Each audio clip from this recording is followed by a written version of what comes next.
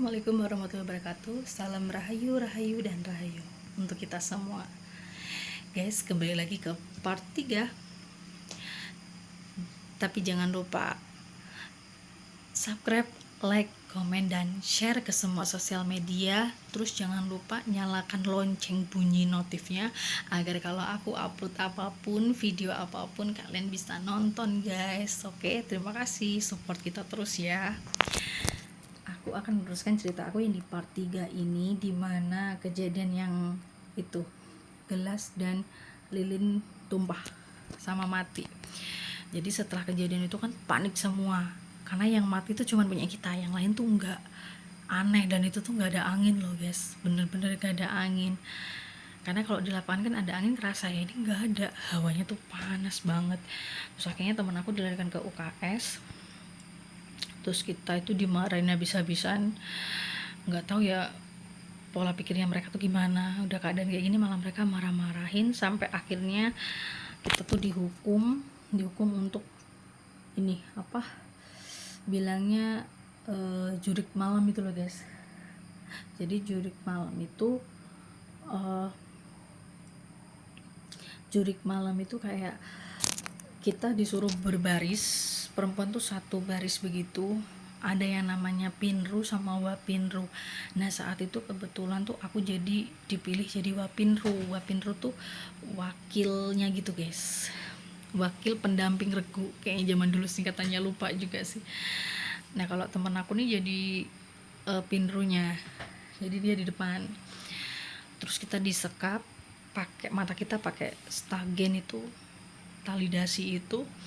Nah terus aku juga disekap sambil pegang tongkat, dan aku pegangan teman depanku. Terus aku bilang, ya Allah, kenapa aku yang paling belakang gitu kan. Tapi ya udahlah, ngikutin aja gitu kan. Terus itu kita udah diputer-puter, terus udah dibuka mata kita. Terus habis itu udah diputer-puter tuh, kayaknya kita diputernya di deket-deketnya sekolah kita di guys. Cuman kan tetap nggak kelihatan ya, namanya ditutup kan. Nyampe sekolahan dibuka. Nah habis itu udah kita kegiatan biasa sampai akhirnya hari Minggu terus pulang. Nah pulang ini guys, yang aku pulang itu jam 10. Sampai rumah tuh langsung bersih-bersih badan, mandi, terus aku langsung tidur. Nah tidur itu aku itu kayak gimana ya, tidur rep-repan tuh gimana sih guys, kayak nggak nyenyak gitu loh guys, kayak ada yang ngusilin tapi nggak tahu siapa, kayak terus kayak kita mau napas nggak bisa kayak gitu loh guys. Udah buka mata tapi nggak ada apa-apa, terus tidur lagi. Habis itu, nah setelah itu kan besoknya kan udah hari Senin kan. Nah, dari situ malam Senin tuh sampai 40 hari ke depannya itu 1 bulan lebih berarti. Itu aku tidur ditemani sama, sebut aja Poci ya guys. Jadi ditemani sama Poci di samping tempat tidur itu. Kalian bisa bayangin nggak sih? Jadi aku tuh nggak bisa, ya kayak orang gila ya. Maksudnya gini guys, saat itu tuh lingkungan aku nggak support, kayak orang tua aku, kakak aku tuh denial, mereka nggak percaya. Sedangkan aku ngerasain sendiri kan, bingung kan, kayak bagaimana sih ini gitu.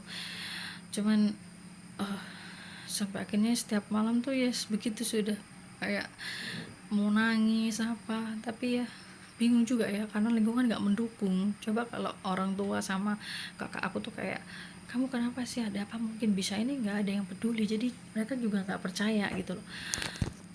Tapi untungnya aku nggak gila ya guys, karena aku kuat-kuatin aja. Terus sampai akhirnya udah 40 hari terakhir itu, malam terakhir dia bilang, kamu kedepannya nanti bakal ketemu yang lebih-lebih dari aku, jadi kamu harus lebih kuat, lebih bisa menerima semua ini dengan penuh hati ikhlas. Dia bilang kayak gitu. Habis itu dia ngilang. Nah dari situlah guys, sudah banyak banget kejadian yang pokoknya kayak betul yang dia bilang sih, banyak banget. Aku diliatin ini itu tuh banyak banget guys.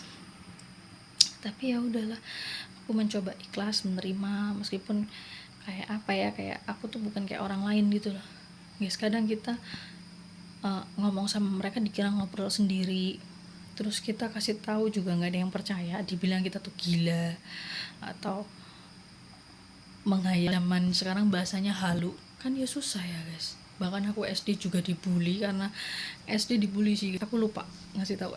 SD SMP aku dibully karena ya itu, aku ngobrol sendiri, padahal aku nggak ngobrol sendiri guys, aku ngobrol sama mereka tapi ya mereka yang tidak bisa melihat ini yang tidak percaya. Tapi ya udah, nggak apa-apa, aku ikhlas aja. Cuman yang membuat berat tuh saat itu kayak keluarga tuh nggak ada support, terus aku sendiri mau ngasih tahu tetap mereka nggak percaya gitu.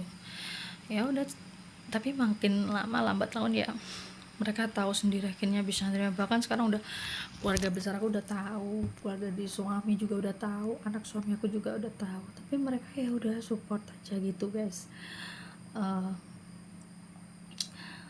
Apa ya, meskipun berat tapi kita tetap terima guys. Kayaknya di sini sampai di sini dulu. Nanti aku akan cerita di part 1, tapi yang cerita tentang pengalaman horor aku mistis di tanah Papua ketika aku udah ikut suamiku di dinas di Sorong, Papua Barat ya. Di sana juga banyak guys, banyak banget, karena saat itu aku pindah-pindah tempat tinggal gitu. Ya udah ya guys, see you.